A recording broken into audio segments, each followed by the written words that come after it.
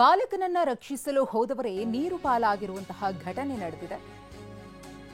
ಸಹೋದರರು ನೀರು ಪಾಲಾಗಿದ್ದಾರೆ. ಬಾಲಕನನ್ನ ಕಾಪಾಡೋದಕ್ಕೆ ಹೋಗಿ ಮೈಸೂರಿನ ಬಡಗಲಹುಂಡಿಯಲ್ಲಿ ಈ ದುರಂತ ನಡೆದಿದೆ.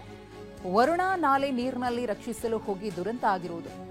ನಂದನ್ ಮತ್ತು ರಾಕೇಶ್ ಎಂಬ ಇಬ್ಬರು ಸಹೋದರರು ಬಾಲಕನನ್ನ ರಕ್ಷಣೆ ಮಾಡೋದಕ್ಕೆ ಹೋಗಿದ್ದಾರೆ. ಈ ಸಂದರ್ಭದಲ್ಲಿ ಇಬ್ಬರೂ ಕೂಡ ಮೃತಪಟ್ಟಿದ್ದಾರೆ.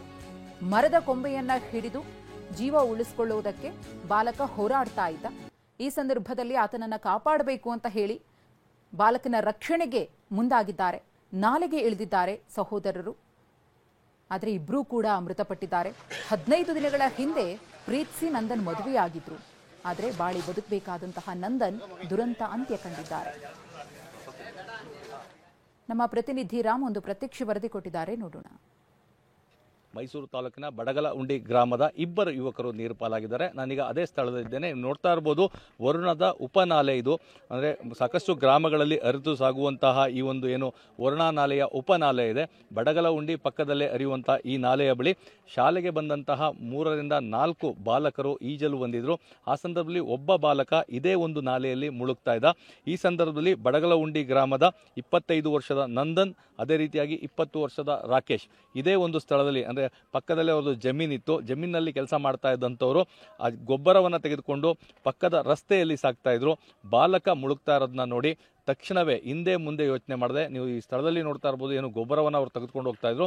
ಆ ಗೊಬ್ಬರ ಮತ್ತು ಅದರ ಬಾಂಡ್ಲಿ ಮತ್ತು ಅವರ ಚಪ್ಪಲಿ ಎಲ್ಲವನ್ನೂ ಸಹ ಇಲ್ಲೇ ಬಿಟ್ಟು ಇಬ್ಬರು ಸಹೋದರರು, ಅಂದರೆ ಚಿಕ್ಕಪ್ಪ ದೊಡ್ಡಪ್ಪನ ಮಕ್ಕಳಾದಂಥವ್ರು ಇಬ್ಬರೂ ಸಹ ಆ ಬಾಲಕನನ್ನು ರಕ್ಷಣೆ ಮಾಡಬೇಕು ಅಂತೇಳಿ ನಾಲೆಗೆ ಧುಮುಕ್ತಾರೆ.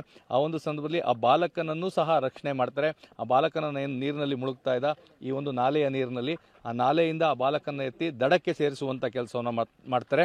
ಅದೃಷ್ಟವಶಾತ್ ಆ ಬಾಲಕ ಪ್ರಾಣಾಪಾಯದಿಂದ ಪಾರಾಗ್ತಾನೆ.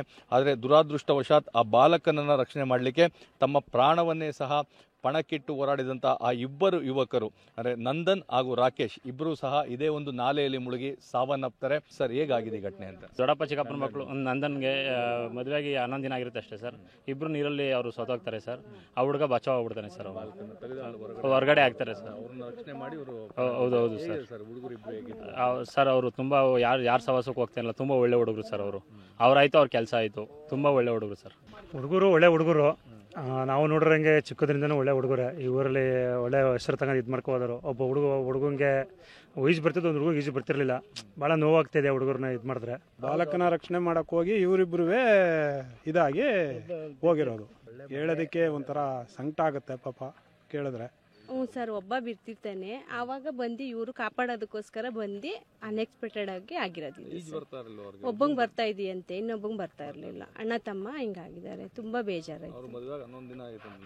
ಹೌದು ಸರ್, ನಂದನ್ಗೆ 11 ದಿನ ಆಗಿದೆ ಮದುವೆ ಆಗಿ. ಕ್ಯಾಮರಾ ಪರ್ಸನ್ ರಘು ಜೊತೆ ರಾಮ್, TV9 ಮೈಸೂರು.